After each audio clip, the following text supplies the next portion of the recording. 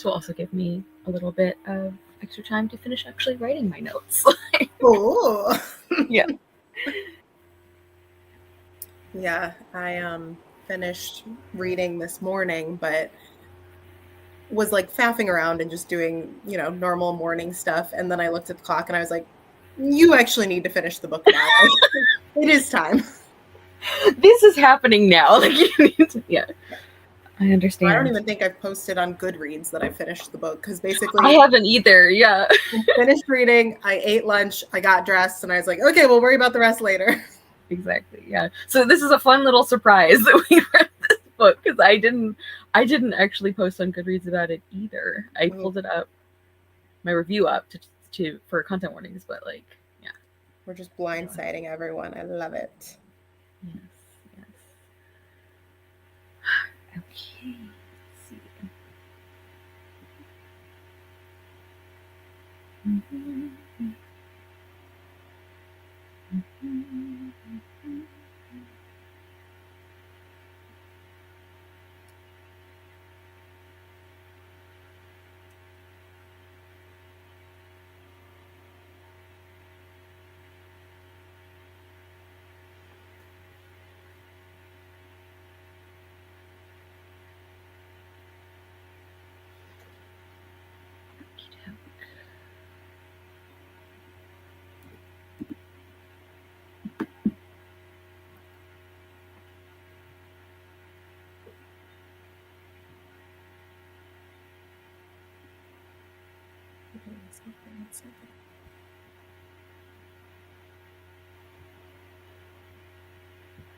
I love getting like notifications in multiple places that it's like you are live on your own channel. Me? Really? Never fails. Wow. How exciting. I love when I'm live. Thanks for letting me know. Yes. They're like, this thing you're doing right now? You are in fact doing it. By the way, it's happening. Okay. So, do we want to go ahead and get into intro stuff? Let's do it. I'm excited. Yes. So, hello everybody. Of course, my name is Kara. My channel is Wild Book Garden, which is where we are. I'm going to have Julia introduce herself in just a minute. I have already linked her, but we are going to be discussing Blanca y Roja by Anna-Marie McLemore. I can't wait. I'm like a little nervous because I sort of like sold this book to Julia as like a lot of people don't like it, but I think you'll like it. So let's hope. Yeah, Julia, do you want to like introduce yourself a little bit or? Yes. So I'm Julia. My channel is Shakespeare and Such, and Instagram and all media basically that's relevant is called that.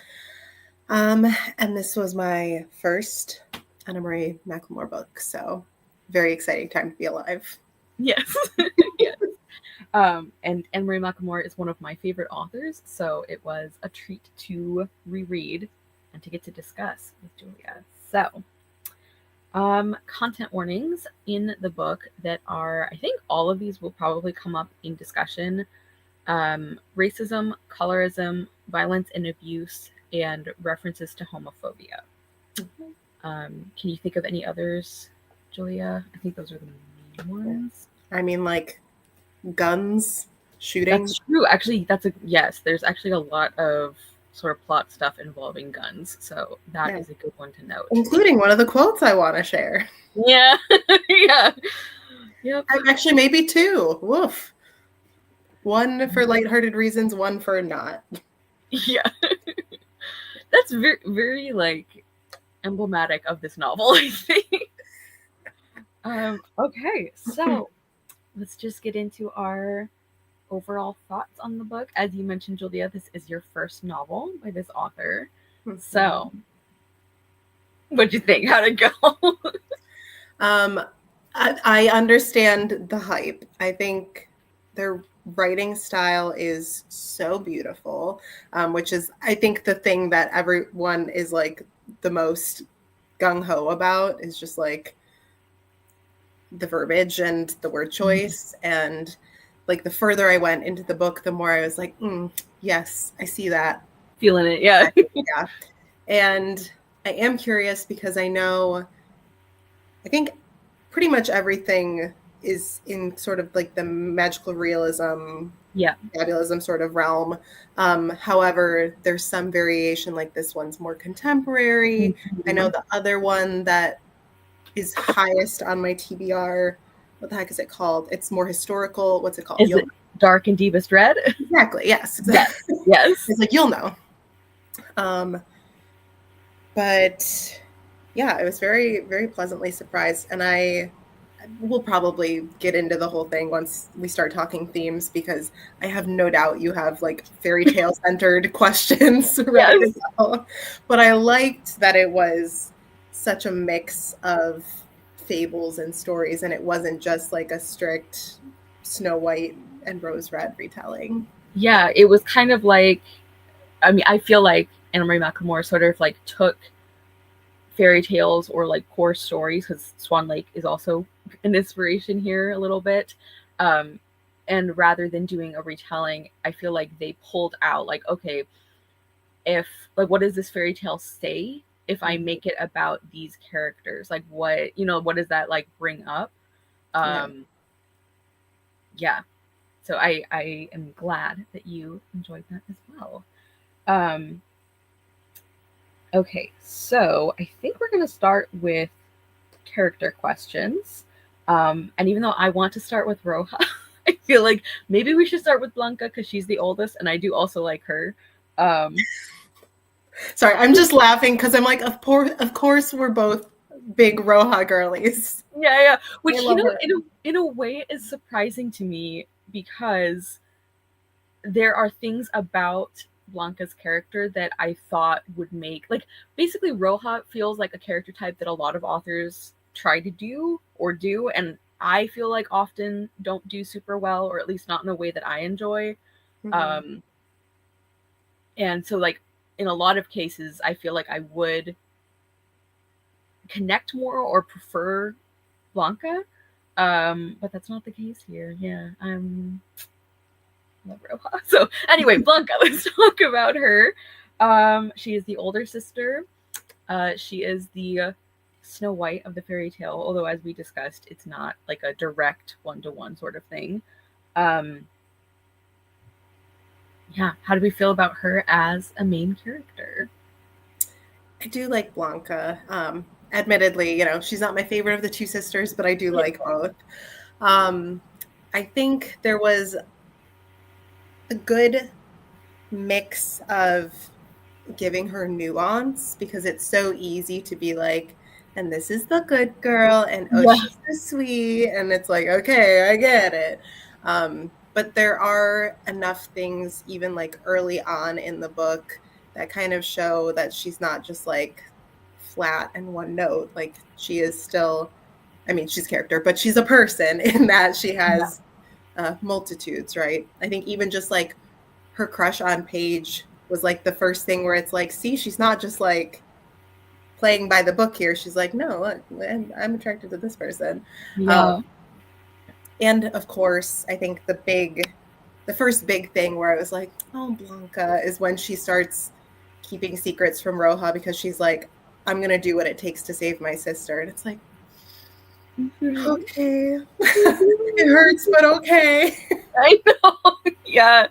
Yeah. And even, I mean, like, the very first like chapter or two, it's like Blanca is the one who's like, we're gonna beat this. Like, you and me are going to love each other so much that the swans can't take us, and like we are going to like confuse, like when they're doing like the rose petals, and like the sister vibes in this book are off the charts. Like that early passage, I think it's literally like in the first chapter or two, is so beautiful, where it's just like, and you'll do this to be more like me, and I'll do this to be more like you, and we'll just be so tight knit that they could never separate us. Like, it's very Midsummer Night's Dream. We sat on the same cushion, the cherries on one stem sort of thing. Yeah. I love it. Yes. anytime they compared them to like two trees that had grown together that so that their roots got all mixed up, I was like, okay. Yeah, lots of tree language in this book, Yes. rightfully, yes. But yeah, it's impressive, like how many various ways one can make tree metaphors. Like I had no idea. Yeah. I was like, wow. The world is open to you. Yeah. And not in a way that felt redundant. It was like, another good one. Well done. Yes, agreed. And something else that I really appreciated about Blanca, and we will definitely get into this with the theme discussions, but Blanca's story is treated as like equally, like she is equally the main character, her and Roja are, which is something I love about this book and something I don't think we always get in stories like this. And also I feel like the book did a really good job of taking Blanca's difficulties seriously and the way that she experiences colorism.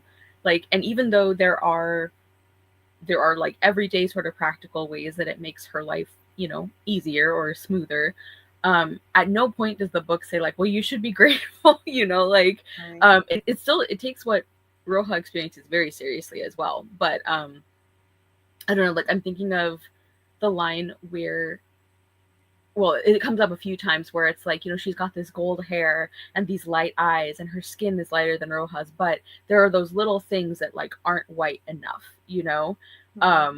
And there's the line about like everything that marked her as part of her own family made the rest of the world love her a little bit less. And I just feel like the book was very tender towards both of them, which I loved. Yes. Okay. And Roja. I love my girl. Oh man.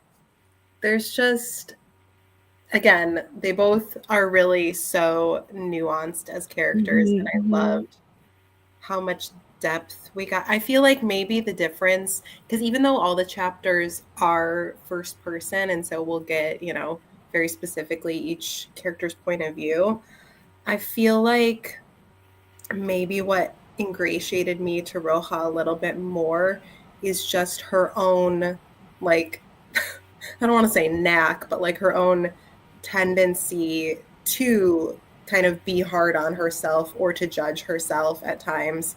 And it's relatable. It's hard to read, but it can be like, okay, yeah, like I get that. Like, yeah. But yeah.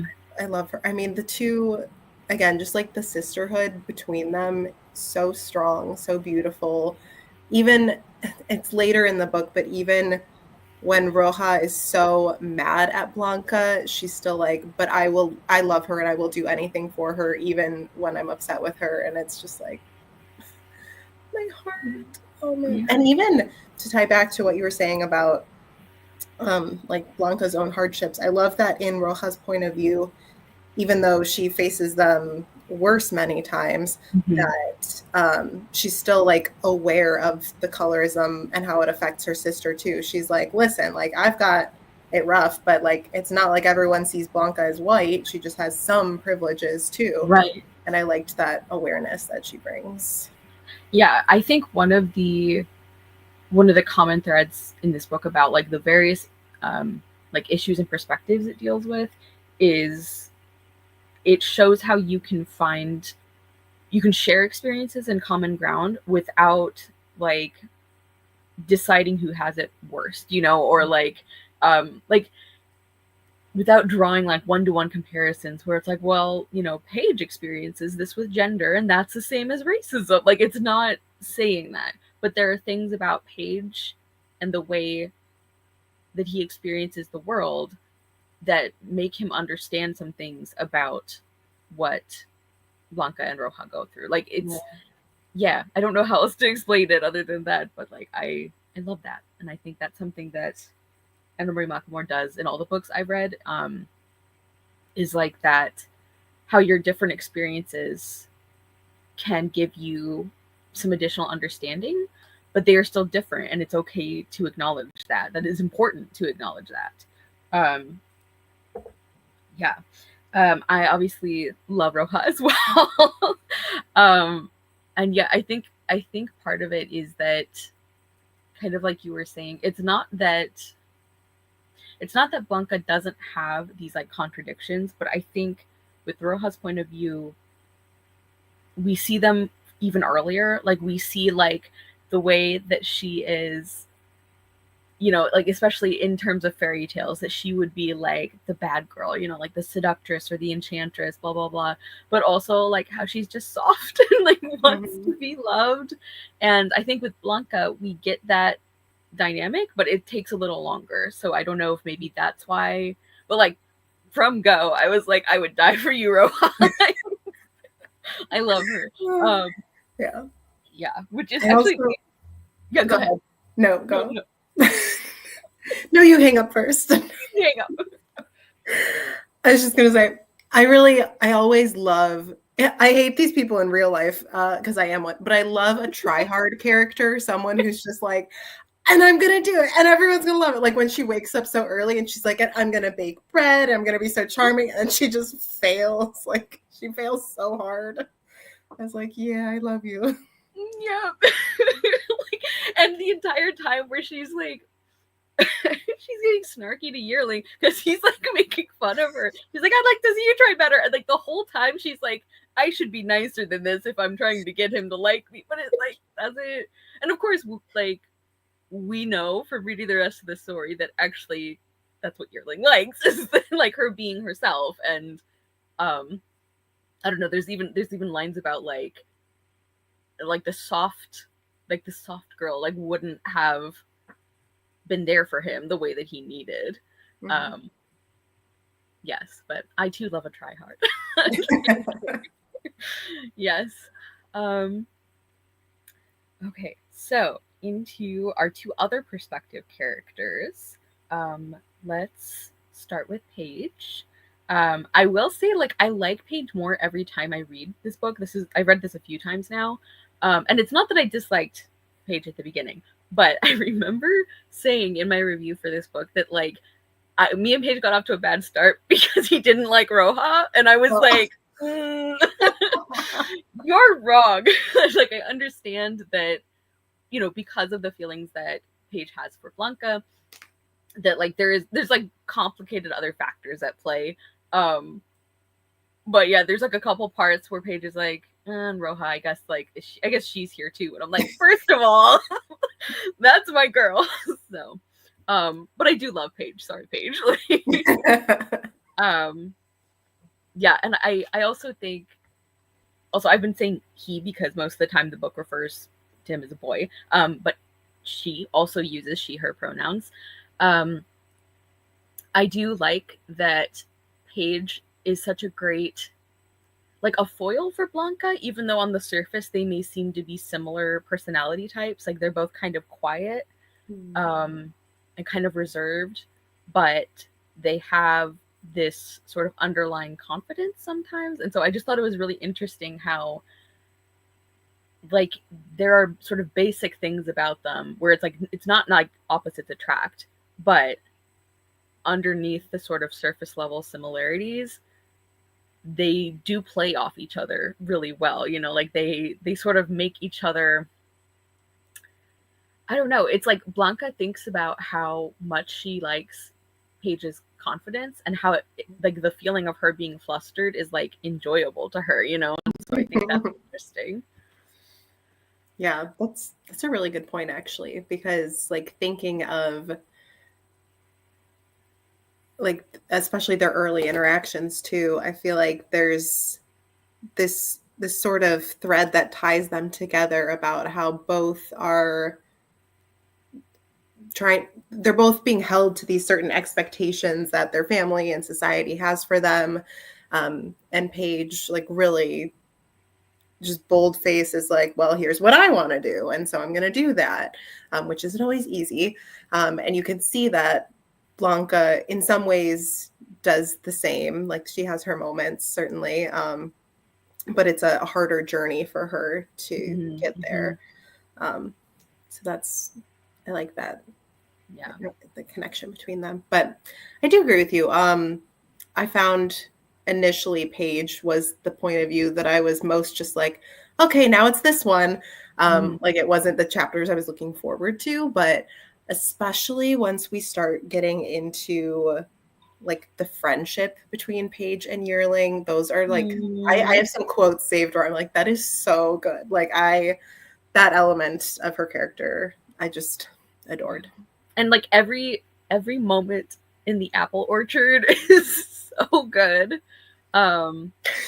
Did I tell you? I can't remember if I sent you a message or not, but like in reading the scene when they went to the apple orchard, I was like, oh my God, because Snow White and the apple. Okay, I was gonna tell you though that like don't feel silly because this is actually Snow White and Rose Red. So right, it's a different fairy tale. I think definitely the apples could be like a fun, cheeky little nod to the more famous Snow White story. Well, because I mean, specifically, Blanca's like, I hate apples, and I'm like, you would, Snow White, okay? Yeah. Yes. But yeah, it is a different fairy tale, so I should give myself more grace. You should. Yeah. Okay, sorry. I interrupted you. You were saying, especially the scenes in the orchard. Oh, that was the only thing I was like, so good. And yeah, when we get into quotes, like even like when I was still being sort of won over by Paige, I was like, this is one of the best like romance declaration lines I've read. Like that is so good. So can't wait for our quote section. Yeah, any other thoughts on Paige? I'm sure other things about her will come up as we go. I mean, I'll also just say that I think it's the most, well, maybe. I'm probably forgetting something, but for me, I think it's the most like explicit example I've read of a character kind of navigating non-binary-ness of gender. Because I know I've read things with like trans characters and I've read books that have like non-binary side characters, but I think this is the most where it was like, okay, hey, we're laying this out on the page. This is very relevant to this character. And it's going to continue throughout the book, even though it's not a book about that, but we're still going to highlight it. And I like it. Yeah, and I think for me, it's definitely one of the strongest examples that I've read of like specifically a gender fluid character. Because like you, I have, read lots of books with trans characters and specifically non-binary characters who use they, them pronouns, for example. And I don't know, I think before I read this book, I don't think I had read one where a character uses male and female pronouns depending on the day or depending on who they're interacting with and how they're feeling. And yeah, I thought it was handled, like you said, it was done in a way where like the book is not about this, but this is important to this character. And it was just like a thing about Paige, and I liked as well that Paige, like her character arc wasn't about coming to terms with that or figuring it out. It was like, okay, what is this going to do for other people? Like specifically, not like making it about them, but it's like, which relationships do I want to save? Like which people care about me for me? And that contrasts with Yearling a lot, that we get explicit confirmation of. But yeah, I like that this wasn't like a story about Paige's struggle, being gender fluid. It was like, Paige is good. Everything else is kind of messy. Like we're sort of figuring that out, but like he's doing great. Yeah. Yeah. And then Yearling, the last. Okay, I will say Yearling was the character where I'm like so Julia coded, like, but in the best way, because I love Yearling. Like, yeah, it's no judgment on my part, but I sort of like led with my feelings already, but thoughts. Yeah, I like Yearling. I must admit, I cannot tell a lie. Although we'll get into my complicated spiel because you already know I have things to say about Liam. We'll talk about it later. Oh boy, will we talk about it. But yeah, it's interesting because Yearling is the character out of all our points of view that is the most just like I'm just like the most not discriminated against. Like he is white, he is straight, he is cisgendered. Very Like wealthy. Yeah. so he's kind of like he shouldn't be an underdog, but he is. Mm-hmm. And I think that's such a compelling part of his character where he's like, okay, well, you would think my life is great, but let's take a look at XYZ and you'll see all the ways in which it is not. And it is so impressive to me the way he takes a stand against his family. Because, like, I don't know if I would have the bravery to do that in that position, like, that's. Yeah. Especially, like, after his cousin almost kills him for it, and then he, like, still, yeah. Yeah, I love Yearling, obviously, as I already said. And I agree with everything you said about, like, on the surface, he is not marginalized, like, and he isn't. Like, he's not trying to say that he is either, Right. or acting like it. And I thought it was really interesting how Roja, when she first meets him, is like, well, what could you have that is like hard in your life? Yeah. And she realizes that she misjudged him, but it's not done in a way that, again, like, is equating different kinds of struggles with each other. Like, people can find understanding and like they can like support each other specifically in ways that like are similar to things that they've experienced, but like we're not doing oppression Olympics, like there's no sort of like competing or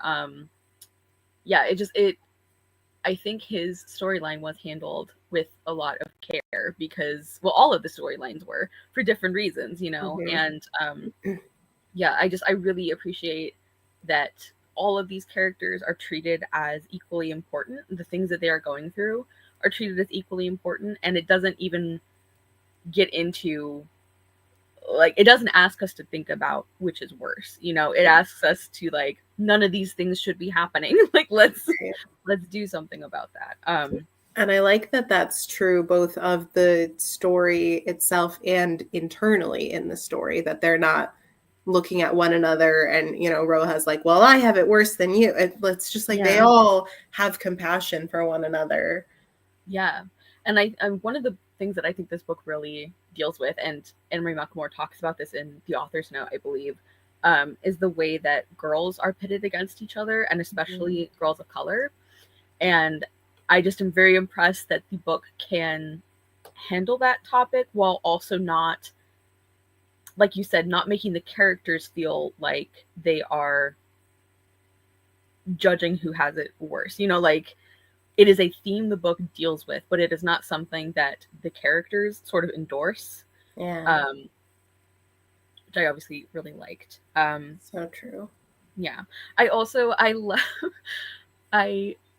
love that, like, Yearling, it's like when you just hear about him and like his family or like his role in the town, you get like this one image of him and then you meet him and it's like, oh, he's just like a quiet, cute dork. Like, it's just I just find that very endearing. Yeah, but also, like, yes, he is those things, I think, but also him and Roja are so perfectly like matched because they both have that like snark and that like, I'm gonna do the right thing, but I'm gonna like bitch at you about it. Yeah, they're both little sweetie honey pies, but they're so rough around the edges at the same time. Like, I love them. Exactly.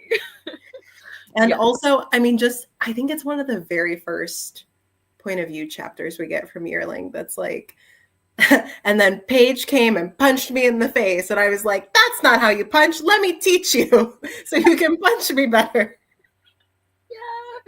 Yeah, and I think like the first time I read the book, the thing that really cemented like, okay, Yearling, you're like one of my favorites, I guess, is when Roja is having her like absolutely horrendous cramps and just yeah, which also I so appreciate that in this book because that is not like yeah, just I don't think the experience of periods is talked about very often in books like For in real. general. Yeah. And for this to be done in a way where it's like not I don't know, not weird or like we're not supposed to like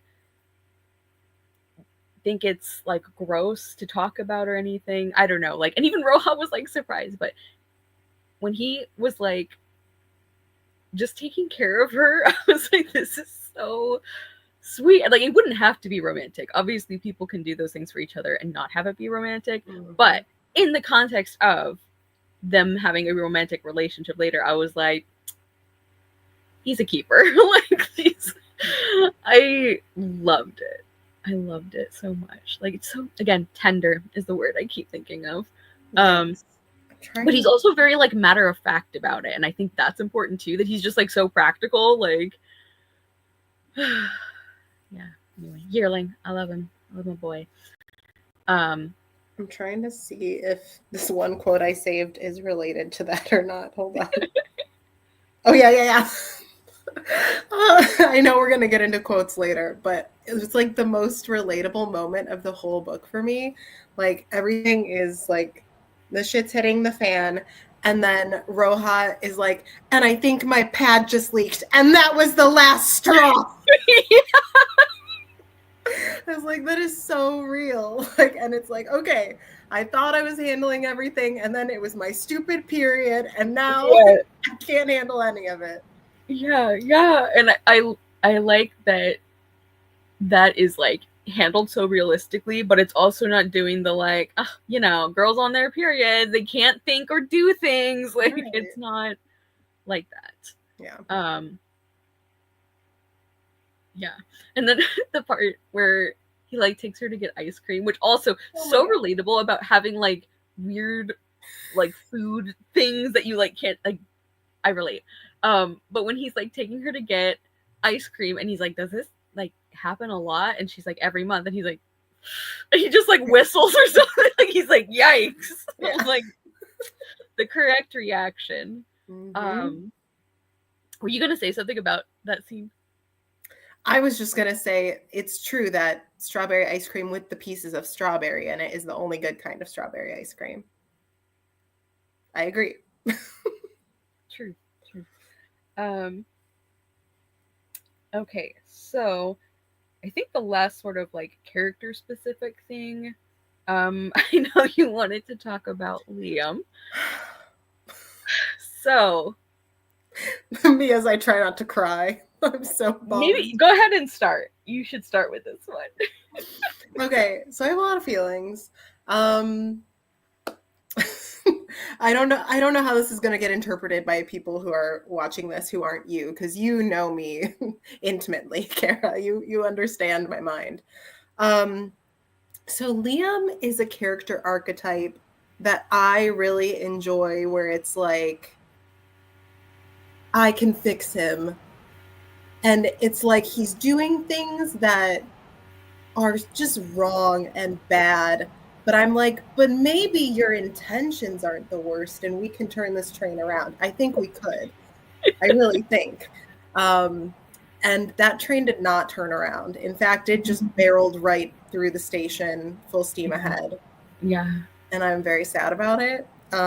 Because here's my question. Why did Anna Marie McLemore have to mislead me like that? Why would you write him that way if we weren't going to have a character? I know. I think he was kind of meant to feel like that, because I think we're seeing like he's contrasting to Yearling, who when he finds out these things, he's like, this is horrible and I need to do something about it. And Liam, he has that like really protective love for his family that could have, I think, led him to turn around, and he chose not to. Like he was like given opportunities and didn't take them. And I know that's a bummer. And it I hurts. did not. What's that? I said, and it hurts, but it does It make does, a yeah. good foil, I guess. I did not like Liam, so I wasn't as like broken up about the sort of like what could have been of his character arc, but I have definitely had characters like that where I'm like, you are not doing great. Like, but I see enough like glimmers of like what could be a good person that I am tricked into hoping. Yeah. Do I need to share quotes? Because I was like, why would you specifically write that? It's crazy. Why would you write that? Like, okay, again, very first time we meet him, he asks earnestly, don't do anything earnestly if you don't want me to be in love with you. That's so upsetting. Okay. And there's a part later where he asks Roja for help finding his cousin. And then she's like, I don't know what you're talking about. But then she ends up like asking a follow-up question that basically insinuates like, okay, I believe you, but how would I even know like where to start looking, you know? And he's like, you believe me? And then the like dialogue tag is like a window opened in his voice. Like the hope was like a window opening. Oh my God. I'm like so upset about it. Like it's just, I think it's a testament to the writing of the whole book because I'm like, okay, well, the way you write things is making me feel things. Yeah. Yeah. Worse. Yeah. But yeah, once we got to the big fight scene, I was like, okay, I think we're done here. I think it's all over. Exactly. I tried. Yeah. Yeah. And I feel like Yearling even he tries to give him sort of multiple chances. And he doesn't take them. Yeah, and I think like not just as a contrast, like obviously he and Yearling like are, you know, foils for each other in specifically like the family situation and everything, and the way that they react to the truth.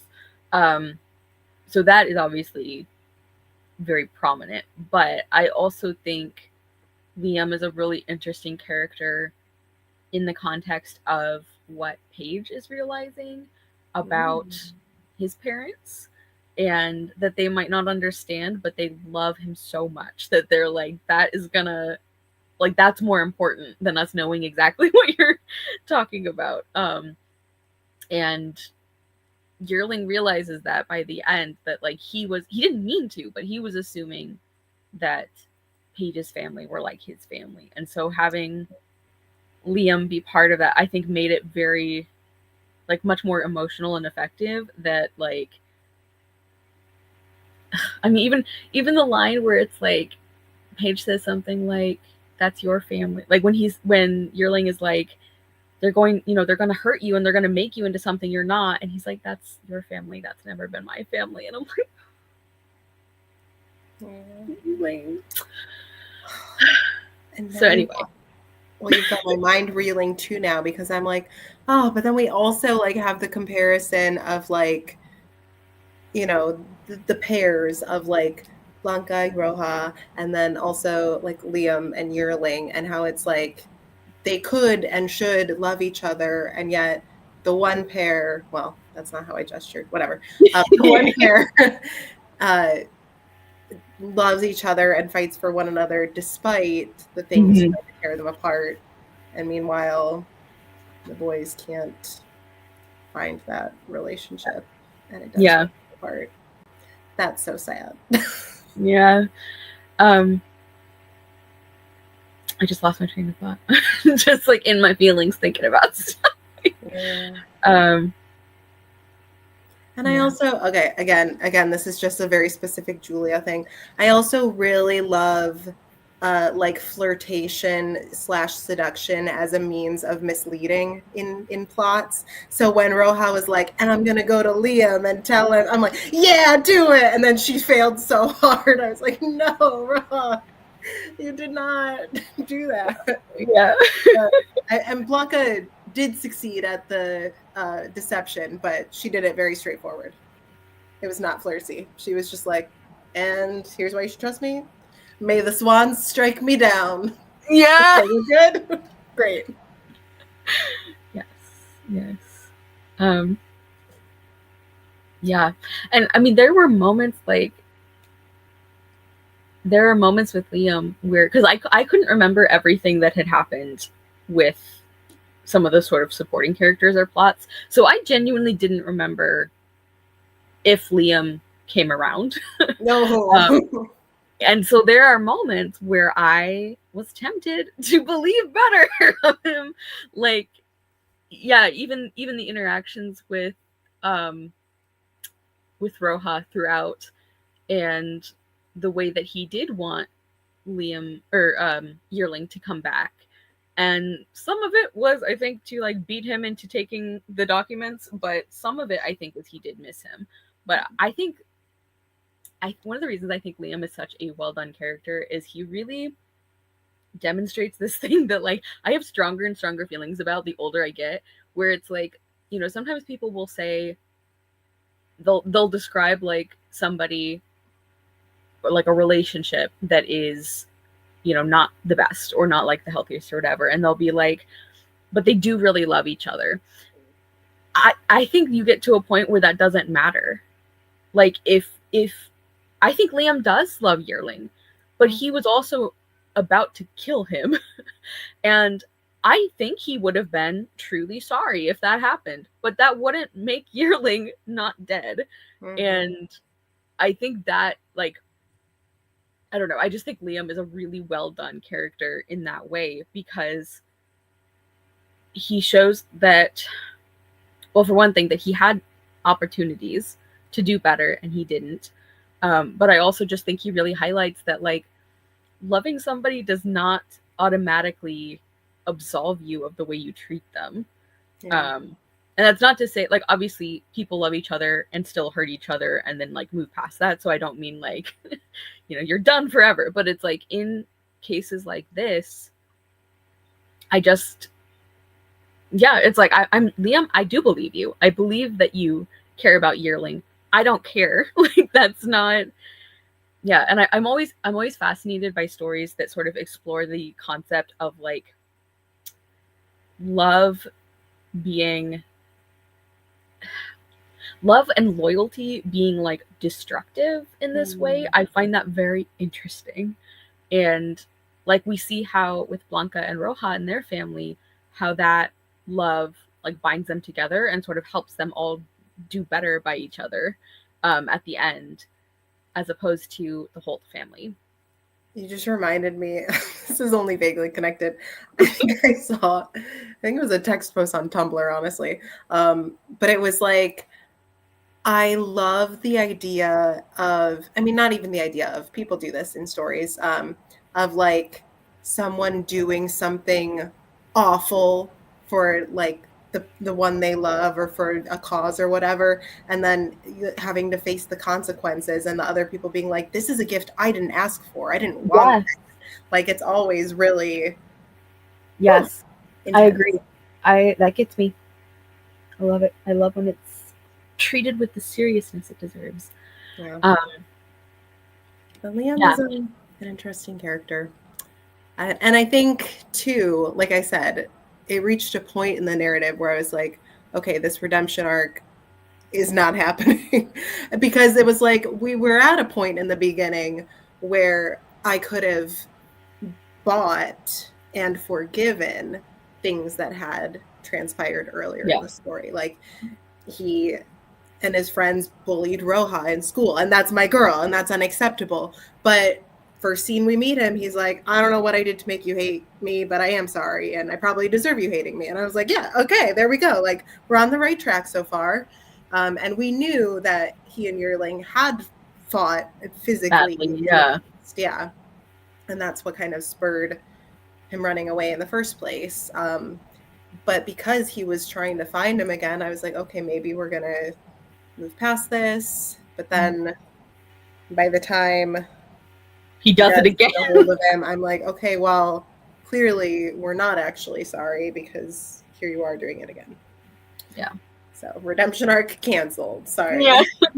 Well, and even the way, because I also like that part where he, I love a man who apologizes. Like when he says to Roja, like their first interaction, I think he is genuine in being sorry, but also I think even that like short scene, I think highlights that like the fact that he doesn't remember, and Roja even like thinks to herself like, okay, so he just forgot about this and got over it immediately because like he can, like that's something.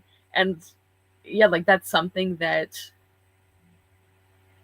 I think a lot of times bullies can do, like they can get away with that. And sometimes like the being sorry is genuine. So I'm not saying that like doing these things means that you can't, be redeemed or you can't like apologize. But I thought it was interesting in Liam's case that he both was sorry and also wasn't, because again, like he didn't know what he had done. He didn't like, in a way he can't apologize for it because he didn't even remember. Yeah. Yeah. And I love the way too that Roja, like even as she's thinking about like how miserable him and his stupid friends made her, like she has that moment of like, and it was also so hard for I forget his name, but like who like they took the brooms from, and she would have to like find him and give them back, and it was like so embarrassing for both of them. So Roja, my girl, I love that like even when she's thinking about how shitty things were for her, there's also an awareness that is like, well, and your actions have consequences for multiple people. Yeah. So I'm drinking Sprite, so I'm burping. Sorry. I don't usually have pop. This is very overwhelming to my body right now. It's like, what do we do with this?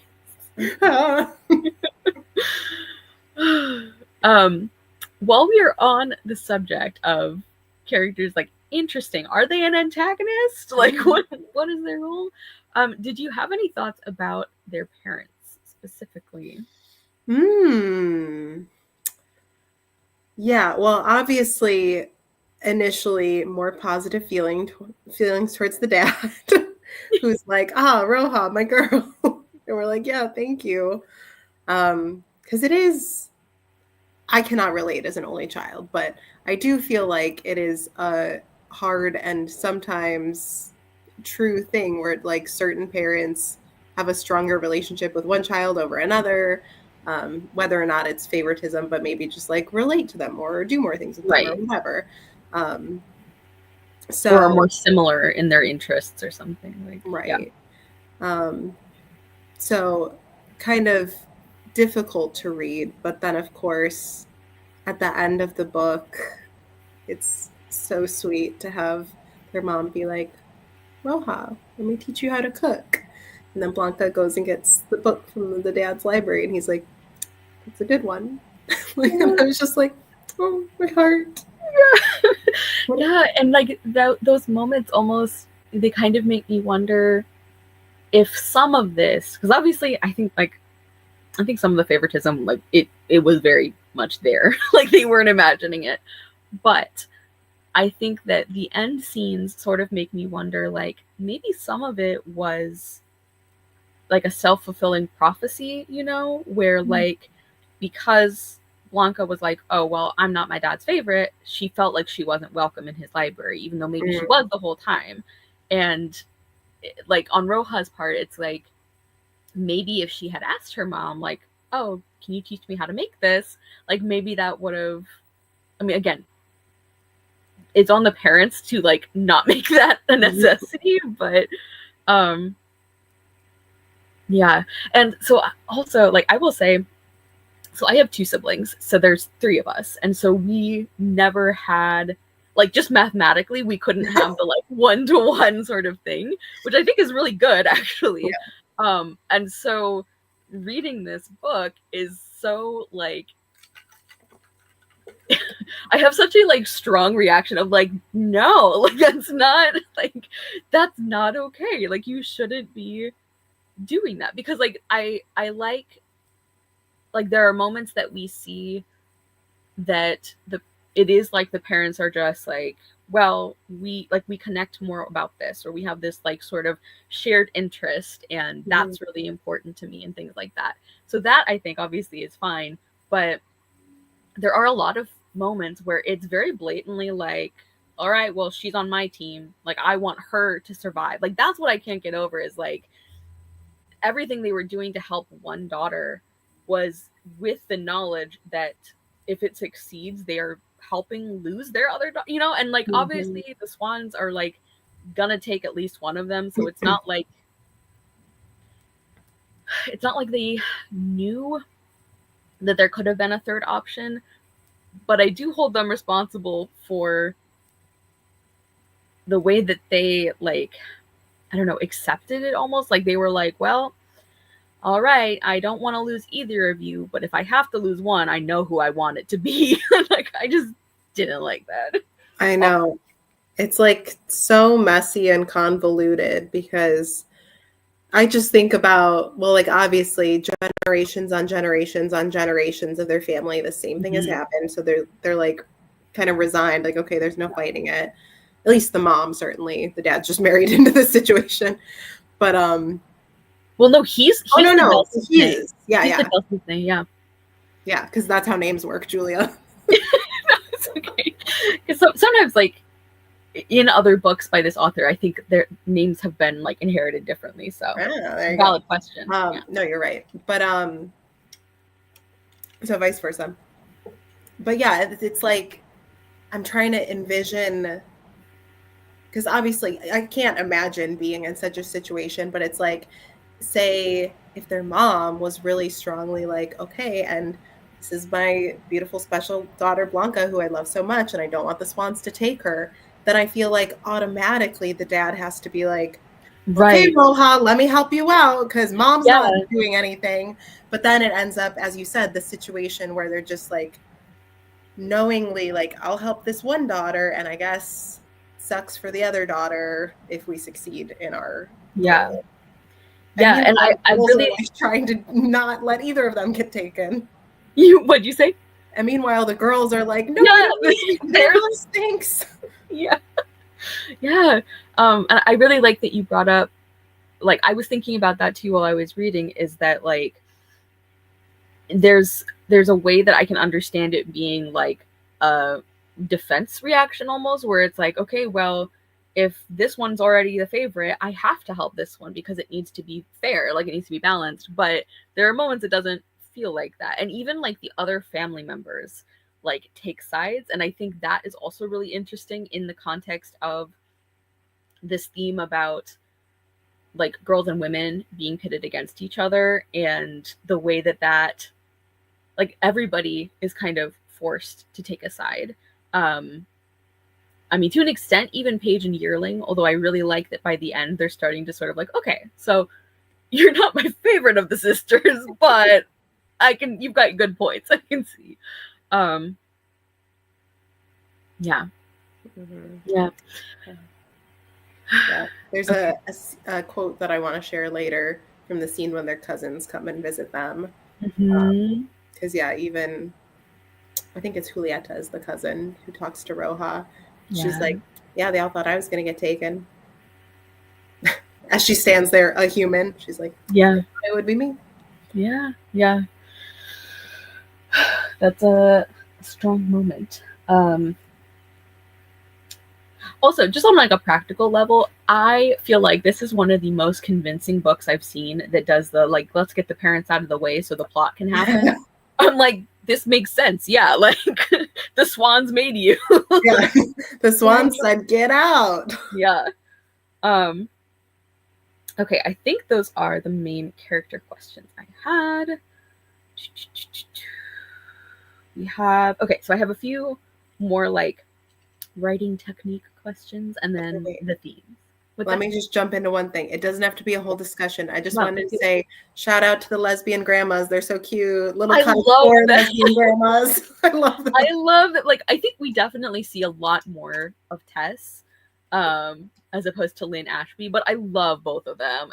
Yes. And it's so nice too, because like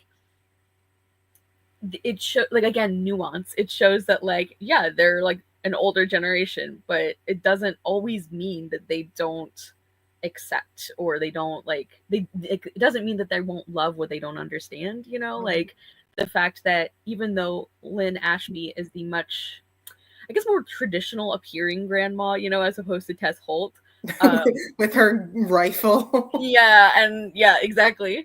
I love that Lynn is still, like, I think she's like the first person that really sort of, like, I don't know, accepts Paige, or is like, oh, Paige, sometimes you're a girl, sometimes you're a boy. That's cool. I love you. Like, I love that. And so I love that, like, challenging of expectations, that, like, the two grandmas are some of the most open-minded, because that happens in real life sometimes too. So yeah, love it. Okay, so some of these things we've already touched on a little bit. Like, I think we talked about fairy tale element already, but if we have any other thoughts on that, yeah, like, I really love how the use of a fairy tale where, like, contrast is so important. I just love the way that plays into the story and these characters, and also how the way that, like, stereotyping, how that interacts with fairy tales, like, it's so smart. I love it. Yeah. That's all. Yeah. I mean, you really, you hit the nail on the head earlier when you're talking about how it's not just a direct retelling, but it's borrowing all of these elements that are relevant to telling the story that they want to tell here. And I just think that's very well done. Like, this piece of Snow White and Rose Red, and this piece of I guess the Swan Lake, or like this. I was like, my brain went the Swan Princess. I'm like, no, that's your childhood movie. What is the actual story called? Well, it's interesting because, like, I was like, have I been lying when I've been recommending this book? Because I've always said, like, oh, Snow White and Rose Red plus Swan Lake. But then, like, the epigraph at the beginning and some other things, I'm like, wait, is this that one fairy tale where, like, the brothers get turned into swans? But then in the author's note, Anna Marie McLemore is, like, mentioning Swan Lake, and I'm like, okay, good, I was right. Yeah. I got the same vibe when I read that. I was like, wait, did I not know this? And then even the few instances where the ugly duckling gets brought up with Paige, like, there's just all these little classic Snow White with the apples, like all of these elements that are utilized very well. Also, I am not even kidding. I've seen this cover 100 million times on Goodreads, and I've owned this book for a few months, and I obviously was reading it for a while, and I literally got halfway through the book before I went, oh my gosh, there's swans on the cover. I did not see them. Yeah. Yep. You never see the swans coming. They're so sneaky. Canon. The swans are sneaky. Truly. I kind of like, speaking of the swans, they were actually in my list of, like, antagonists. Like, I mean, yeah, I kind of like how we never really establish what their deal is or why this happened. It's just like, that kind of isn't important. Like, what's important is what we're doing about it. And that's so fairy tale to be like, and they just do this. That's their thing. They're just like that. Yeah. Okay. How did you feel about the sort of fraud plot line, like the sort of, like, real estate sort of shenanigans? That's a very silly word for a very serious thing, which I appreciate that the book was like, this is serious. Like, it's not violent crime, but this does ruin people's lives. Yeah. So how did you feel about, like, were you surprised by that? I remember being surprised the first time. I was like, oh, so wait, like, I didn't realize that Yearling had a specific thing that was, like, in his storyline that made all of this happen. I was like, okay, we're doing vigilante justice now. I can get behind that.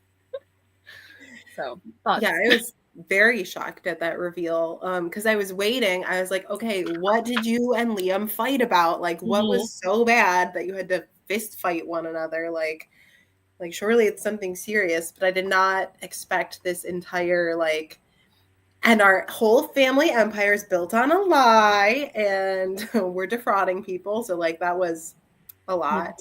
I do think in the parts that it's in the book, it's done well, but it was pretty sparse. Yeah. I felt.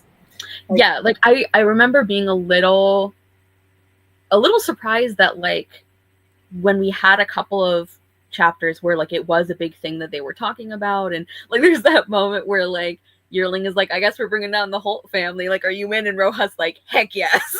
Like love her.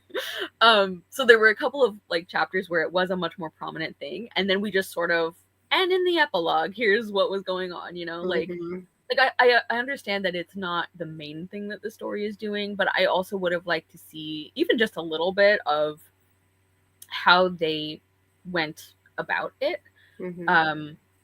Although I do love the choice to have like when Blanca like brings Yearling to Liam and doing it in public. Yeah. And that is what makes Liam like shames him into not doing anything.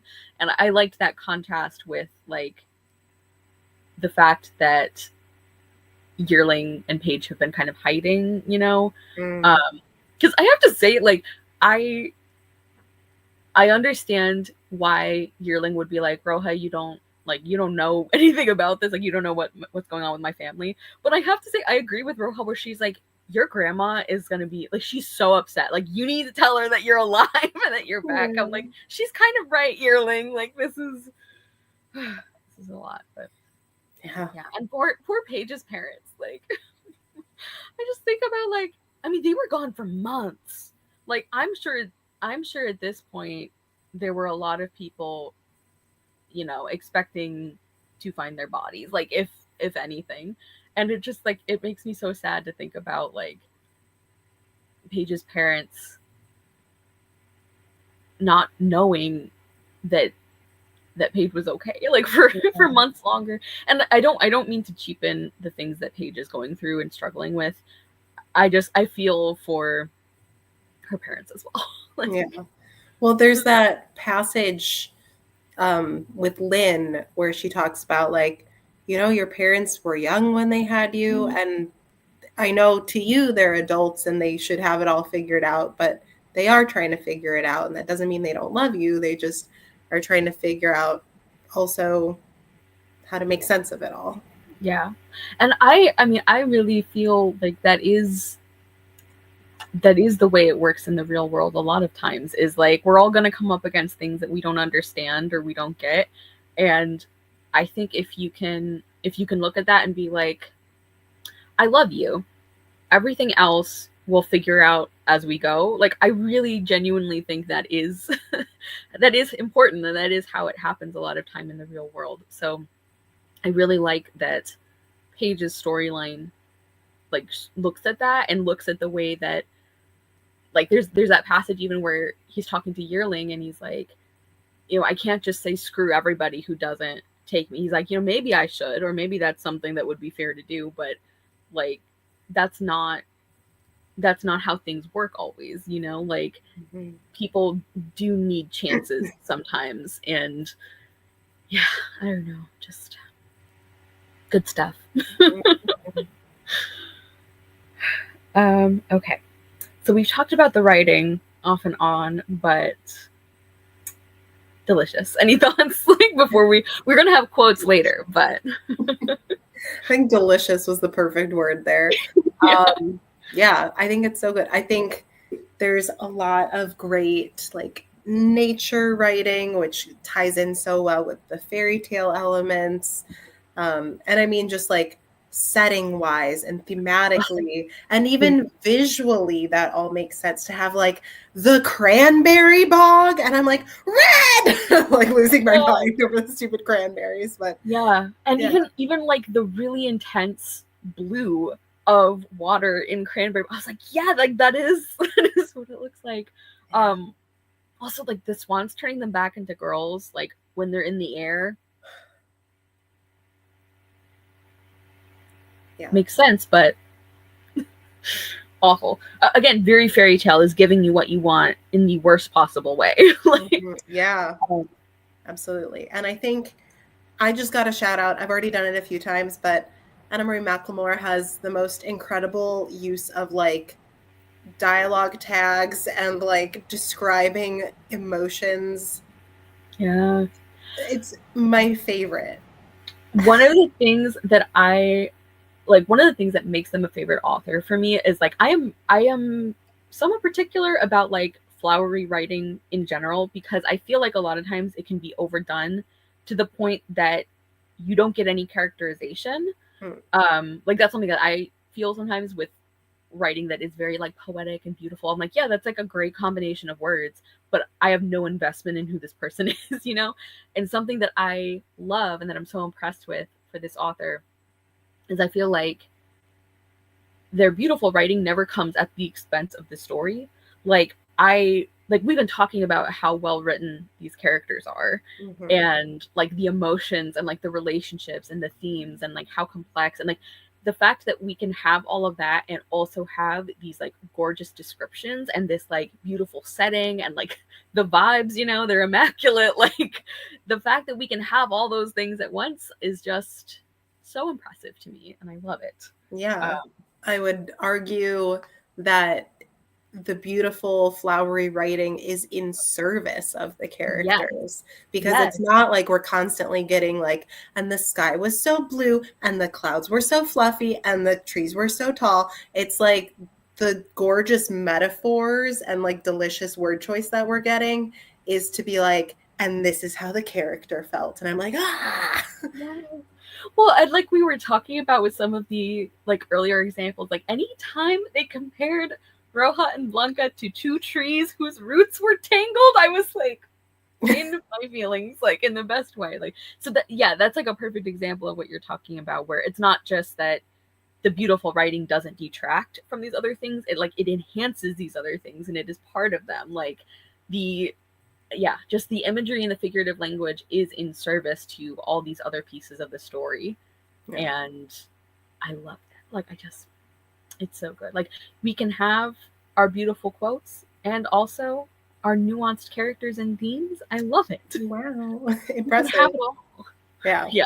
And I'm normally like a harsh judge of metaphor, because I was like, what just fell over at my feet? I've read, I mean, this is like a dumb comparison, but I remember probably a good decade ago reading We Were Liars, right? Mm-hmm. And the way that book is written, it was supposed to feel poetic, but it just felt confusing and weird. To be like, my father was leaving us. He pulled out a gun and shot me in the chest. I'm like, so did your father just shoot you? Or is that how you feel about this? Because at this point, I don't know you well enough to know what it is. Like, Yeah. I was stressing. Yeah. Here, I'm always like, wow, what a beautiful thing to compare someone's voice to a window opening, because it's like that there's possibility there. Like, I understand what you're saying, and not being like, why is there a window in his throat? Like, obviously you don't mean that, right? Yeah. But yeah, it's just very well crafted. Yeah. The last thing before we get into a few theme discussions, but we've been talking about these throughout, which always happens. I think that's like a sign that a theme is done well, is when it comes up in everything else. True. But I did want to talk briefly about the sort of like central conflict, or the kind of conflict in this book. And I don't know how to ask a question about it without like giving away what I think the answer is, or at least one answer. So do you just Objection, leading the witness. exactly? I don't want to lead you. I guess, do you have any thoughts about the kind of conflict, or like the sort of unifying, like the difficulties of the story, or of the things that these characters are going from? Like, if you had to kind of characterize it, how would you? It's not a good question. Like, this is a loaded, complicated question. I know, I'm sorry. Okay, lay that on me one more time. If you had to sum up the kind of conflict in this book, like the root of their issues with the characters, do you like how would you do that? Do you have like, oh well, like the problems in this book would be solved if blank? Wow. I mean, no, that sounds way too oversimplified for these characters. Yeah. But it's interesting that I guess at the root of the book, not to go full English lit class on you, but we have the whole like man versus nature thing of like, and the swans will come and this is their curse and they're going to take one of you and that's the deal. But because there's that external conflict, it breeds interpersonal conflict. Yeah.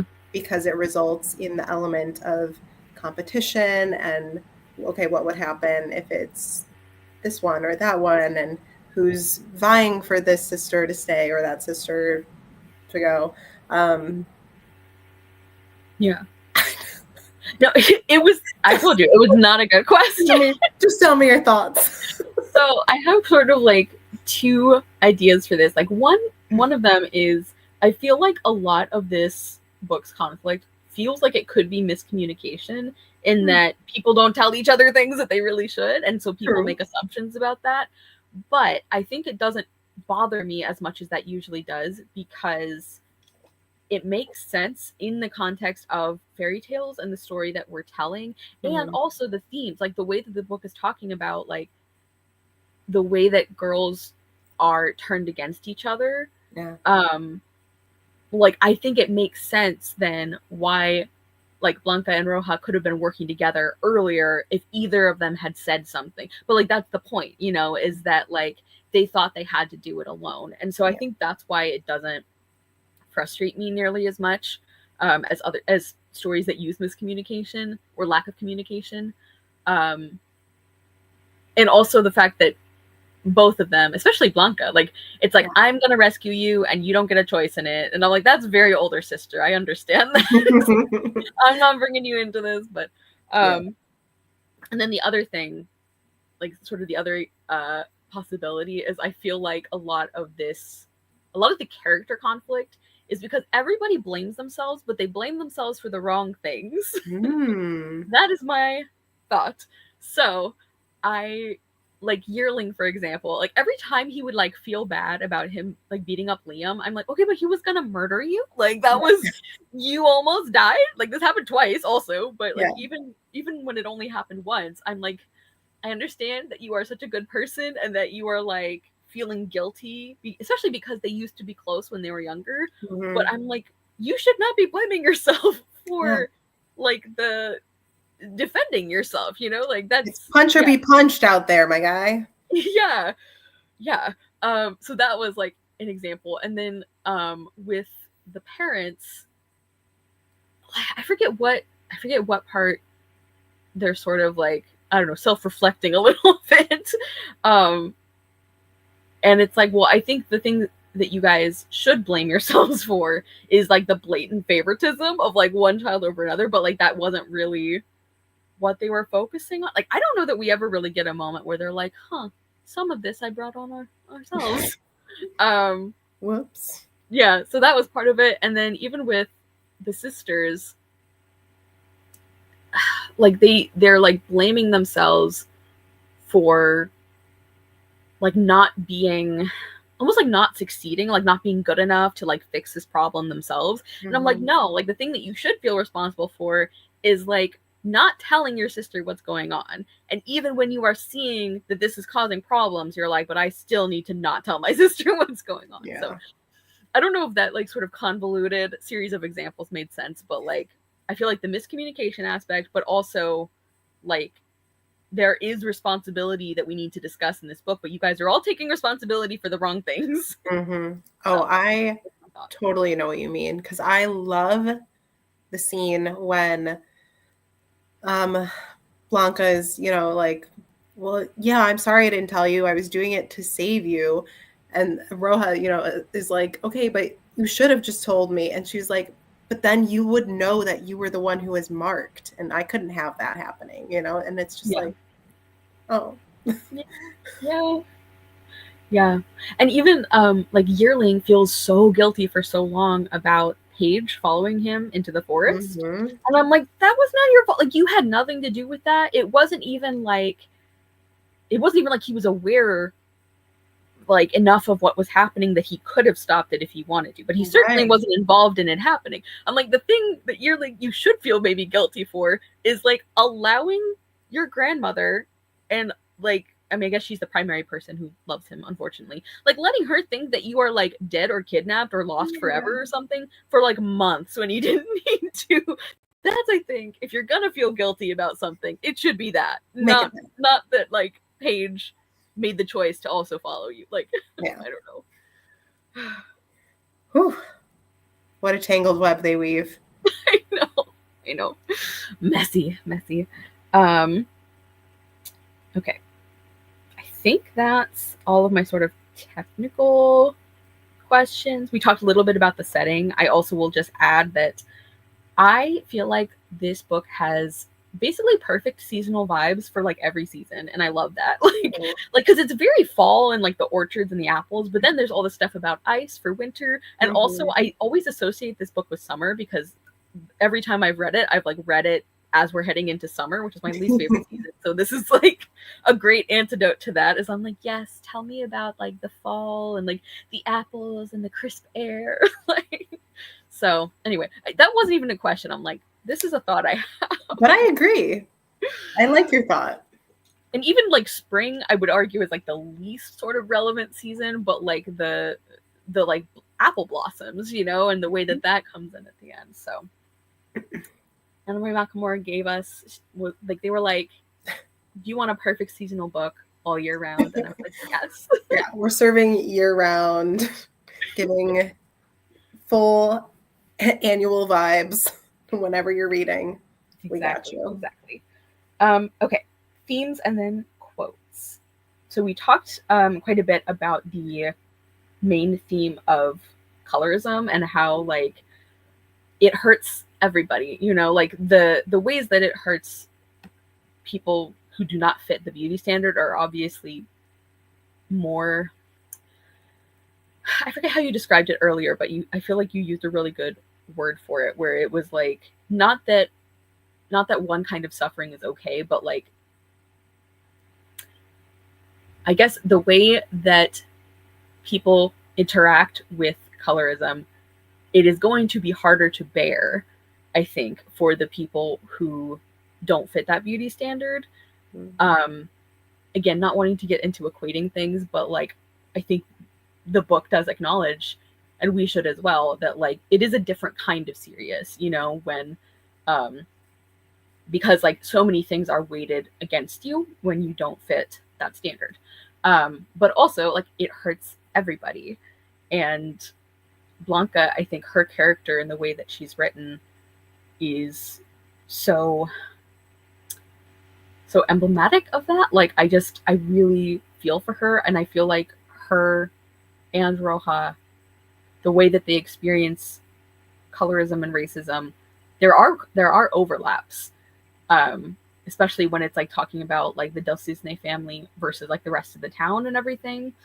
So there are things that they have in common, but yeah, just like we've been saying, I think that the book respects the differences in their experiences, without getting really into like one of these is like worse than the other, or like, because that would sort of imply that the other one is more acceptable, even though it's not. So I hope that made sense. Yeah. So any further thoughts on that theme? Like I said, we talked about it quite a bit as we talked about characters, but I do think it's one of the huge elements of the book, and I think it's handled really well.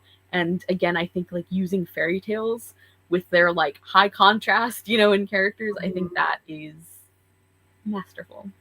Yeah. I mean, I just agree. I don't have too much to say, because I mean, you even have in the you know, in the original fairy tale, it's like, okay, Snow White is like the docile, sweet little homebody one, and then Rose Red is like the more like wild, out in nature sort of thing, which we have some parallels to with like, you know, Blanca like being at home and cooking with her mom and like helping her with things. But yeah, at the same time, the book is really cognizant of those visuals that are being created and how they play into colorism and stereotypes. And, Yeah. you know, Blanca, even though someone could look at her and be like, oh, well, she has it easier than her sister. It's like, but she also has now this different set of standards that she's being held to because of what? Because her skin and hair are a little bit lighter than her sister. Yeah. But and that she doesn't feel like she even fits in her own family. And, you know, like she's never white enough to be white, but she doesn't look brown enough to fit in with the people that she loves. Like she is like visually held apart, you know? Yeah.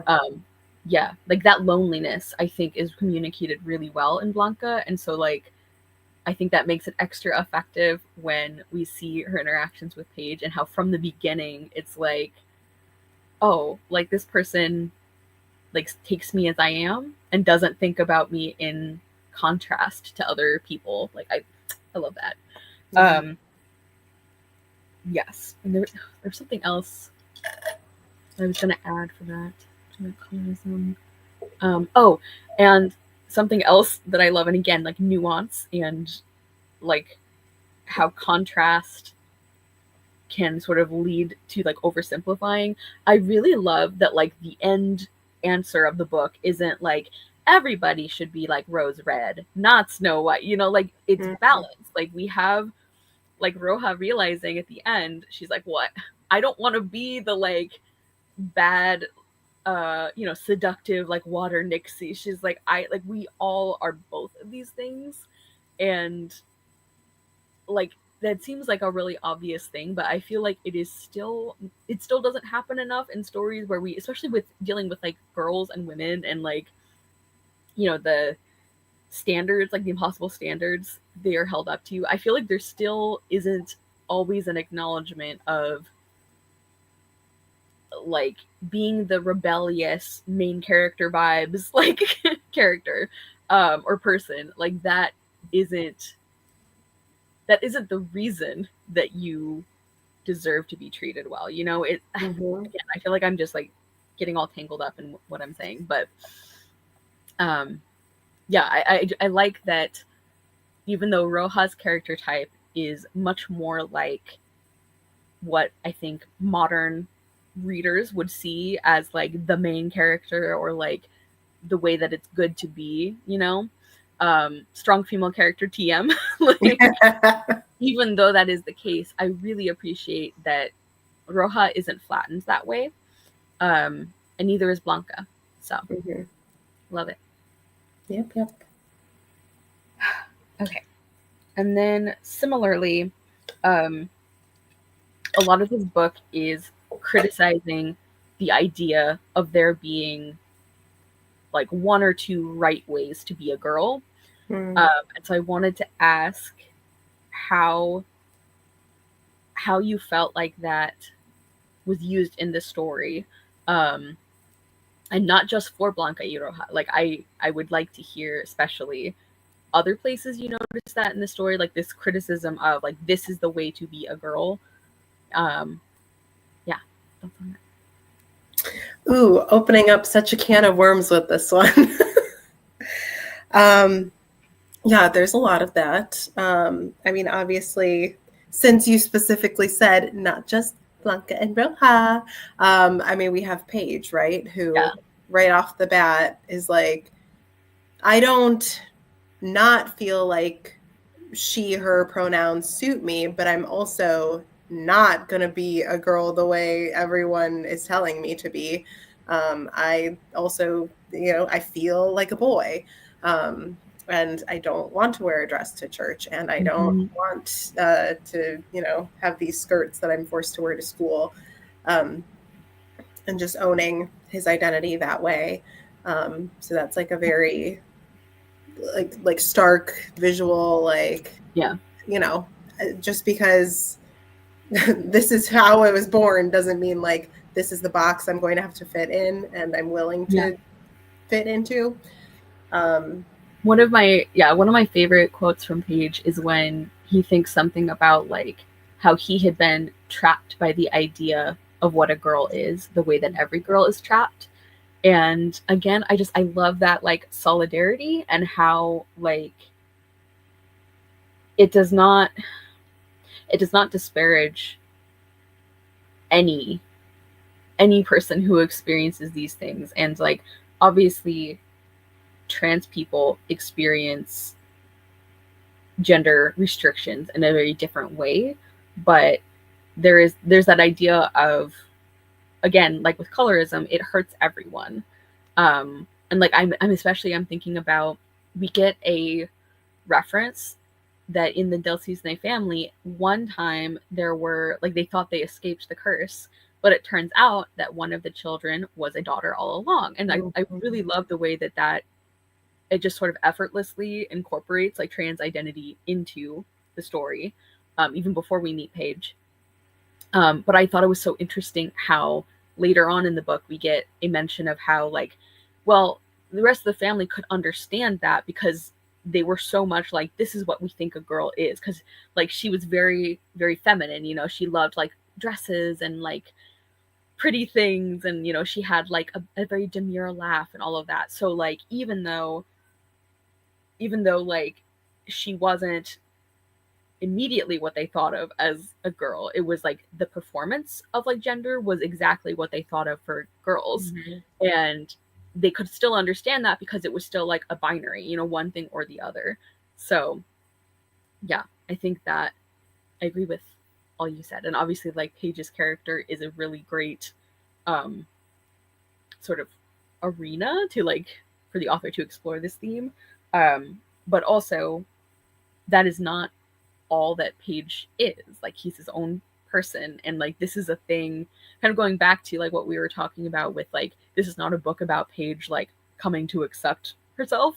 So I like that we have all these great like discussions that can come out of Paige and her character and the way she experiences the world. But it's not like Paige exists to be a discussion point, you know? Yeah. Okay. Yeah, so that was pretty much, I think, everything about.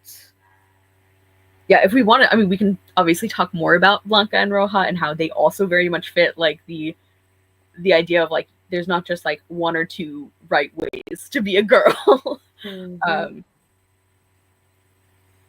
Yeah. Okay, I think that might be all my theme questions. Any other theme that you would like to talk about more? We did cover the idea of like giving people a chance to learn and accept. And I think that was done in such a careful way where it's not like putting this burden on the person who is marginalized, but there is just this acceptance of not everybody wants to cut everyone off, you know? And also like that there are different ways of, I don't know if I want to say like not being accepting, because it isn't that Paige's parents aren't accepting, but it's like there's a difference between people who are like, you know, kind of confused, they don't really get it, but they're like, hey, I care about you, I'm gonna try, I'm not good at this, versus like malicious intent or like willful ignorance. Yes, because something that I can't remember what we were talking about. I was going to bring it up and then the moment passed, so I just kind of let it slide. But what you just said exactly was so perfect of like, I'm going to try and it may not be perfect, I think is something that it rings true through the whole story. And we see that with all four of our POV characters. We see it in how, you know, Blanca talks to Paige about gender and she's like, okay, it sounds like you like this. I don't know, like I'll do that. In the way that, because we haven't even talked about Yearling's disability with his vision. Yes. That, you know, Roja many times is like, hey, and he's like, okay, excuse me, like I've got things going on. And she's like, sorry, I should be like more cognizant of the fact that, I forget that you can't see sometimes out of that eye. And I think it's just a lot of not necessarily forgiveness, but I think just showing one another grace and being like, like we can try, we may not be perfect or handle things the right way or say things the right way, but hopefully if it's someone with a good heart and compassion, that they're going to try to do it better the next time. Yeah. Yep. Beautifully said. Thank you. And yeah, you're right. We haven't specifically talked about Yearling's disability. I mean, the fact that is like acquired, that isn't something that he's always dealt with, like, is interesting in, I mean, like, poor boy has like so much going on. He comes back, like, yeah. And like you said, I think the way that like it is responded to by the other characters is, I think, really intentional. Because yeah, like Roja, especially because she's kind of a like doesn't always think before she speaks. Like, I love her, but she doesn't always think before she speaks, and so she'll say stuff like, well, that's cheating, and then like later, but she does apologize and she means it, and she does do better. Like, she doesn't just say sorry and then continue to do the same thing. And I love, like, so the second time that Liam almost beats Yearling to death, when Roja is the one who's like taking care of him, and like we get those mentions of like she puts his left side to the wall so that people can't like sneak up on him because he can see from his right side. And like Paige notices that and is like, all right, I guess this girl's all right. Like, I guess you're doing better than I thought. I also like I love the fact, and I didn't remember this from the other times I read it, where like even though that moment where Paige is like, I don't trust Roja, I'm like, how dare you? The part where he's like, he clarifies, he's like, I guess I mean I don't trust her with you, and Yearling's like, oh, this is his way of saying I'm like a little pathetic.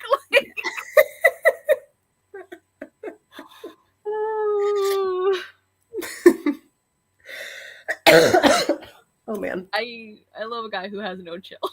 Yeah. But it's funny because in Roja's point of view chapters, we don't get that feeling. Like, we don't. It doesn't feel one-sided, which I like. Yeah, but that was hilarious. Where like, Paige is like, let me clarify. Like, you've got it bad, and it's a little embarrassing to watch. Like, you got to pull it together here. Yeah. And Yearling's like, he's right. Yeah. Like when he said he's like looking at like a container of juice because it was like the same as like her hair. He's like, this is pathetic. Like, embarrassing. You're down bad, my guy. Yeah. I love it. Yeah. I don't even remember what like question we were addressing because like I started thinking about that being so funny. What were we talking about? Oh, it was Yearling's disability. Yes, and the way that like also, again, without putting this burden on the person who has the disability, Yearling also realizes that like, oh, like when he got not mad, but like he got kind of snappy when Roja like surprised him. It's like, well, she didn't even know that he had trouble in one of his eyes. So he's like, okay, well, that's not fair that I get mad at you for not like knowing that. So it's sort of, it's reciprocal, even though yeah, like I've said a couple of times, it's not putting a burden on him, but there is sort of like, it's not all one-sided of like having to make all these adjustments. But yeah, should we head into quotes? Let's do it. Yay. Oh man, I feel like this will be a doozy. Okay, well, one of the first ones that I saved, even though there's so many, could have saved so many, but I always am very soft for a father-daughter moment. Another reason that I love Roja so much is because we get those. And there is this Where is it now?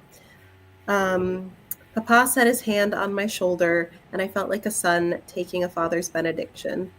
I had always thought men would prefer sons if given the choice, that my father just made the best of having daughters. But when he placed the full weight of his hand on my shoulder like that, I believed he wouldn't have chosen a son in the world over me. Yep. So This is from one of Blanca's point of view chapters, and she's confronting the swans one of the times. They knew my heart lived deep in my sister's rib cage. They could always hurt her to hurt me. Like, is that not just like the vibe of the book? Like, specifically, the my heart lives in my sister's rib cage. I just like, and I just can't. I believe. Hold on. Do you know what page that's on? 64. Oh my God, are you serious? Okay, wait, sorry. I'm freaking out because there's a quote so similar, like toward the end of the book, and I know I like lost my mind. Sorry, now I'm like, I have to find this too. No, you're good. Okay, wait. Where is it? Okay, yeah. So later, after Roja turns into the swan, Blanca says at the end of her chapter, she left me to touch my fingers to the window panes, reaching for the raw heart of me that would always live in her. And then immediately after that, Paige's chapter starts, and it says, if it hadn't been for the way Blanca looked at the black swan, I might not have known. But she watched like her heart was held within those dark feathers, and I understood. And just like having that heart and then the heart right again, I was like, you guys. I know. We got another tree metaphor coming up here. Lay it on me. Which also, like, I don't know why this page reminded me of it, but I also really liked that the sort of deconstruction of like fairy tales and the way that they, you know, turn people on each other and everything. I like the acknowledgement too that like Paige and Yearling don't deserve to be used as like charms, you know, like I understand why initially, because of course they didn't know each other, why both girls would be, you know, tempted or like sort of trying to make that work, you know, because they're trying to save themselves and each other. But I really appreciate that was something that the book brought up as well, is like, also they're people, you know, they don't just exist to break a curse, which I liked. Okay, so, but if I saved myself without saving Roja, I would be a girl hollowed out, a tree withering from its heartwood. When we were small, there were times when our classmates' mothers could not tell us apart in shadow. Without the difference of color in our hair and skin, we blurred to them. We moved and laughed and reached for sorrel blossoms or books in ways so alike that our silhouettes could have been one girl. Sometimes our mother's friends would call one of our names across a road at dusk, or whisper it through the low-lit stacks of the library, drawing back when the other turned around in response. It happened so often that until I got taller, my sister and I were used to answering to each other's names. Roja and I had woven the roots of ourselves together so well that if she was ripped from the ground, I would be wrecked. It's so good. And again, like the contrast and like the fact that they look so different, but they're mistaken for each other, and also the way too that it's like, this is again very perfect for a fairy tale kind of story where it's like their plan worked too well. Almost, it's like they I don't know how to say it. Anne-Marie McLemore said it better. They wove the roots of themselves together so well that they couldn't take one without hurting the other. And like that also is what they're afraid of. I don't know. That's what happened. Whew. You mentioned earlier really enjoying the way that Paige and Blanca's romance was written. And I love, this is literally just one sentence. I love this sentence so much. But in that moment, I wanted Blanca del Cisne and the frightening certainty of her hands to annihilate me. I was like, I'm going to need a moment after that. Wow. It's funny because like the actual like the scenes of the romances, I preferred Roja and Yearlings. Like I loved them, but the quotes I saved about the romantic relationships are more for Blanca and Paige. I totally agree. Yeah. Actually this is one um when Paige is like leading Blanca like through the apple orchards at the beginning of their little date. Um which is also hilarious that Yearling's like, good for him. Like he turned this into a date. Love it. We're trying to stay in hiding, but have fun, kids. Yeah, exactly. Paige set her hand on the small of my back. She did it like it was ready to guide me around rocks or fallen pine cones. But when she did it, I was that glass jar with a candle set inside. The heart of me was as soft as the wax of the tea light. I remember reading that line, being like, ooh. Yep. I have this one that I alluded to earlier when the cousins come by and are like, what are you guys doing? Knock it off. Yeah. And Julieta is the cousin who comes and speaks with Roja. And she says, well, Roja says in her narration, I wanted to ask Julieta how it felt, if she thrilled to the moment of being spared, or if, in the second of winning, she only felt left behind. If she still dreamed at night of her hair becoming feathers, if she walked under the weight of wings that never sprouted. I remember that one too. Yeah. Here's a funny one actually from Paige. I think this is in one of Yearling's chapters though, and he's like talking about like the family like fraud situation, and he's like, they built all of this on lies. Is that really news to you? Paige asked. Your mother leaves coats at parties and doesn't bother going back for them. You think that kind of money gets made by telling the truth? Like, he's right. But So true. yeah. And then Yearling's like, no, actually different. Like, Dang it. Now I can't find it now, but if we're talking funny moments, I do want to give a shout out to the part where Paige was like, you want to hold it about the gun? And Blanca goes, it's not a puppy. no, I don't want to hold it. Yeah. No, I don't want to hold it. I also we alluded to this one earlier as well, but like the when Paige says to Blanca, the way you look at me, do you mean it? I'm like, such a good line. It's such a good line. Without a word being said. Yeah. Here's another one from Blanca. Like again, it's funny that a lot of my quotes are from her chapters, which I think just speaks to how well written both of them are. So I think this is also when the cousins are visiting. And Sophia says, don't expect your hair to do everything for you. There was no meanness in it, just fact. My hair was yellow, but coarse like my mother's. My skin had the undertone of gold and brown, instead of peach or pink like the flower-perfumed girls at school. And my eyes were not blue, but the dark sugar amber of Piloncillo.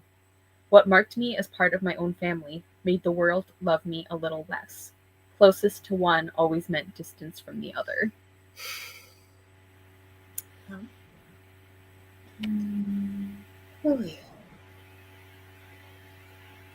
I have this one from Roja that just my heart. I thought I could lure him by showing him my cruelty, my fearless will. But I was neither the selfless mermaid nor the ruthless Nixie.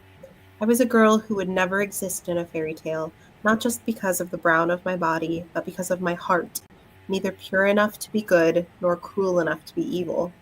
I was a girl lost in the deep, narrow space between the two forms girls were allowed to take. I was both too fearful and too selfish. I loved in a way that didn't hold steady like moonlight, but flickered like candle flame. I marked that one as well. Yeah, that one. Oh, man. This is also one from Roja. Either way, I would lose Blanca. I feared the watered-down story we would become to our former classmates and the women who saw our mother buying bread at the market. We would be a fairy tale whispered in spring, or a ghost story told in the early dark of October. They would forget that we were not two sisters in a fable, but real girls with real hearts that lay broken in our chests. Yeah. This one I mentioned earlier about Roja and her period. But I just think it's such a good example of like how even the what feels like mundane moments of writing are just like so well phrased. I'm going to give it a little bit of context because they're arguing. I tried to take in her words, let them spread through me so that no one point of my body felt them most. It was what I'd done with Yearling's weight, with the salt smell of his sweat and blood, and what I did now with the pressing tone in Blanca's voice. But then I registered the flickering of blood that told me I was bleeding past my pad, probably staining my underwear. It was so small compared to everything else, but it took the last space I had in me. Like, I just think that's so aptly phrased. So real. Like, The last space I had in me. yeah, yeah. Um, this is also from Roja. So that's interesting that like maybe the quotes are more balanced than I thought, and they're just like in different parts of the book. Interesting. Um, Snow White and Rose Red, two sisters told apart by their colors. In the dark, my sister glowed, but in the dark, I was the dark itself. Blanca, bright and fair Blanca, was the moon and all its stars. I was just her background, to shimmer against.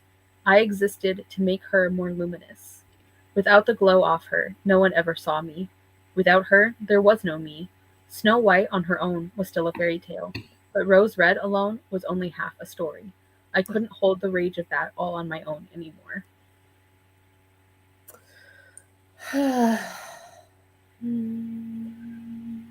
Dang. The Roja POV chapters really get me, man. Mm-hmm. Oof. I think this next one is my favorite page POV quote. I know. Um, Going back to what we were talking about earlier of like her friendship with Yearling and how that relates to Paige's relationship with Roja. Gratitude for this girl did not come easily. I might have been friends with Roja del Cisne if she hadn't had my best friend's heart. But it was hard to settle around anyone who held something that valuable without seeming to realize it. It was like a visitor coming into my family's house, picking up an antique glass ornament, shifting it from one hand to another while I looked for the right moment and the right words to mention how much it was worth to us and how suddenly it might break. Paige. Yeah. Um, this is another page one. This is from the very near the very end of the book.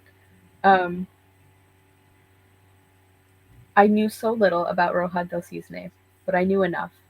Blanca had been willing to give herself up to the swans, and Roja had enough love and spite in her to do it first. Like love and spite, like I just yeah, that's exactly I that's know. exactly how it happened. That exact combination of words got me too. I was like, love and spite. Yes. I appear to have a weakness for those characters because I feel like that is something that has come up in other favorite characters I've talked about. But yeah.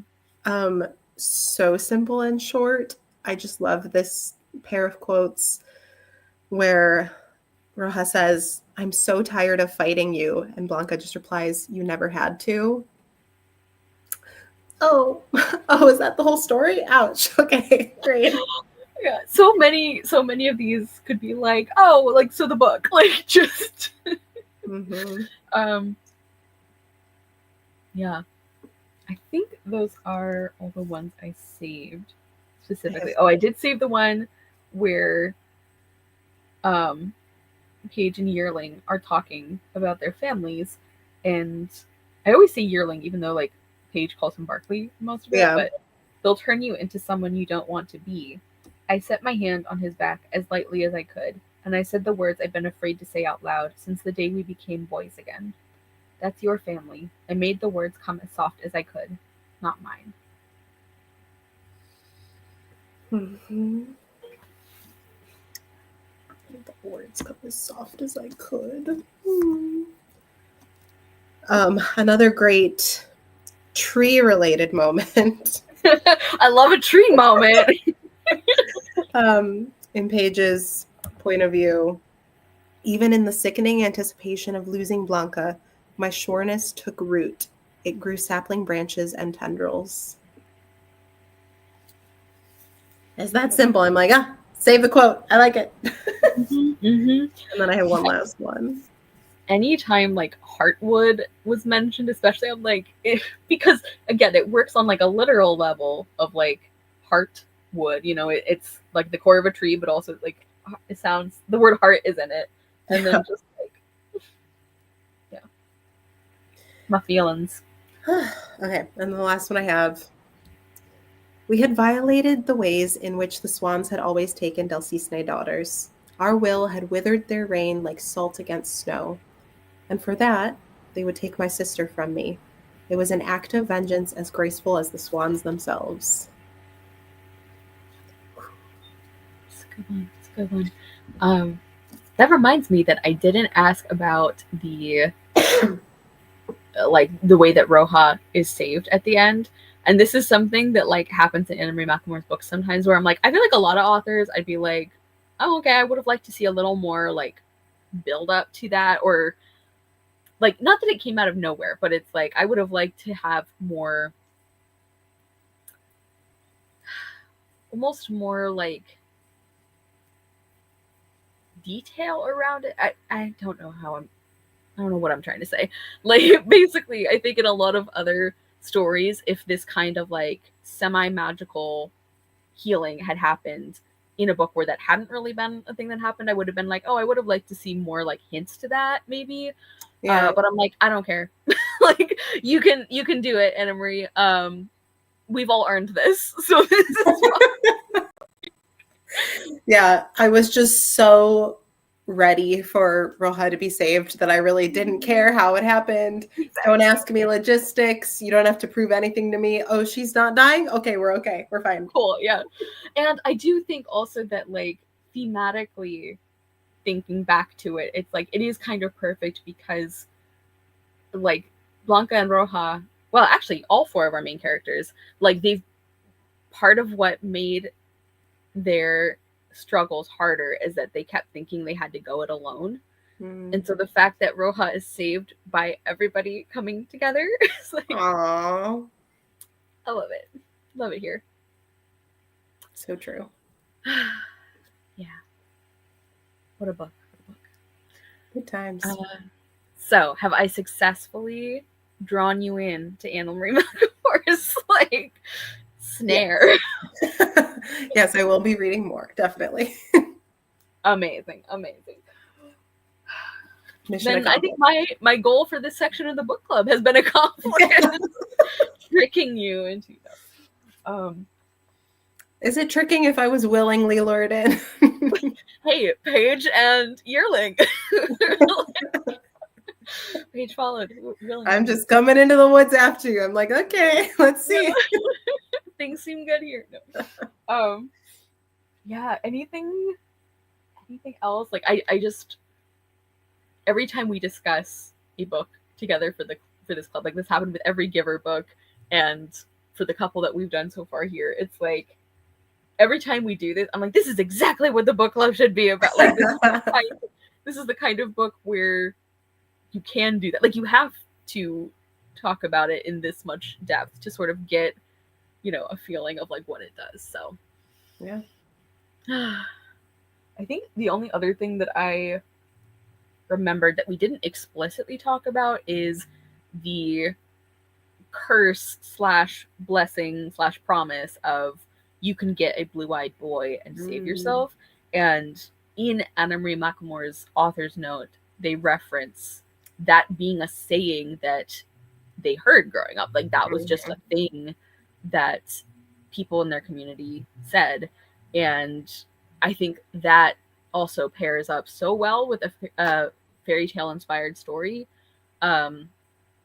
This idea of like a magic charm and, you know, protecting you from the swans, but also the way that by the end of the book, Roja and Blanca realize, like, but they're their own people. They're not just like counter curses in our story, you know? So even though like the plot of the book is about like the Dilcisne family, everybody is important. Like even like the two grandmas who we loved and we talked about, it's like they're not on page a lot, but they are so vivid and so important, and like their stories. Like I think this is another thing I love about this author's books is like even the very minor side characters are given the kind of care and detail that shows that they are main characters in other stories, you know, like just the details we get about like the way that their house has blended like their furniture, you know, and like the photos on the walls and like all of that. It's like so good. Yeah, I'd read a story all about Tess Holt. You better believe. Yeah. Any final thoughts on the book? Book good. Book real good. You heard it here first. My final thoughts, book good. I like. Yeah. What is our next book? Our next book is Queen of the Tiles by Hannah Alcott. And Julia is going to be hosting and leading the discussion for that one. I am very excited, as I am for all of the ones we talk about. And just like a brief summary, it is a contemporary mystery.